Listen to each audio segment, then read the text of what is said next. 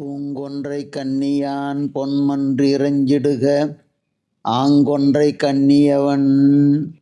எல்லாம் அல்ல செந்தமிழ் சொக்கநாத பெருமானுடைய திருவருளையும் தர்மயாதின குருமணிகளினுடைய குருவருளையும் சிந்திக்கின்றோம்.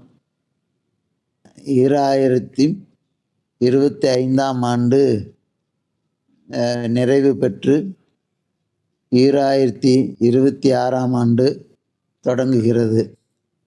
இனிய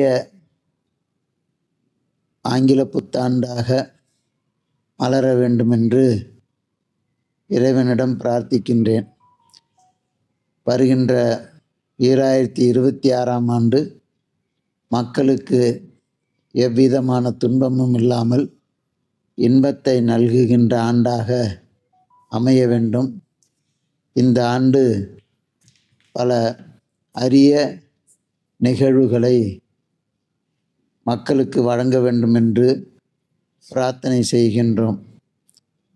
நம்முடைய மரபின்படி இந்த தமிழ் புத்தாண்டு கொண்டாடுகின்ற மரபை இருந்தாலும் கூட நமக்கு இந்த ஆங்கில புத்தாண்டை வைத்துதான் நாம் அலுவல் நிறுவனங்களை செயல்படுத்துகின்றோம். ஆகையினால் உலகம் முழுவதும் இந்த புத்தாண்டை கொண்டாடி வருகின்றார்கள். இந்த புத்தாண்டு காலத்தில் ஆதி பௌதீகம் ஆதி தெய்வீகம் என்கின்ற வகையிலே 3 வகையினால் வருகின்ற இடர்பாடுகள் எல்லாம் நீங்கி உயிர்கள் இன்பமாக தழைக்க வேண்டும் என்று பிரார்த்திக்கின்றோம்.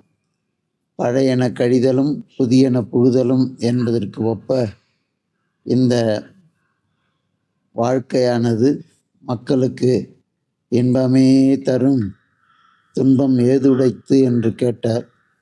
அவ்வகையில் இன்பமே தருகின்ற ஆண்டாக இனிய புத்தாண்டு அமைய வேண்டும் என்று வாழ்த்துகின்றோம்.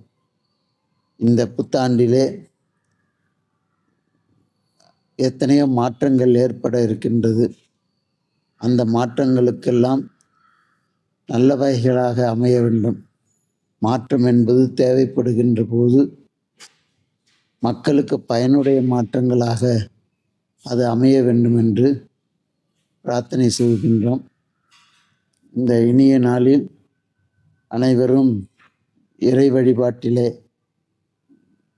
நம்பி இறைவனை தொழுது இறை சிந்தனையோடு நம்முடைய காரியங்களை தொடங்கினால் இந்த ஆண்டு முழுவதும் நமக்கு நல்லவைகளாகவே கிடைக்கும்.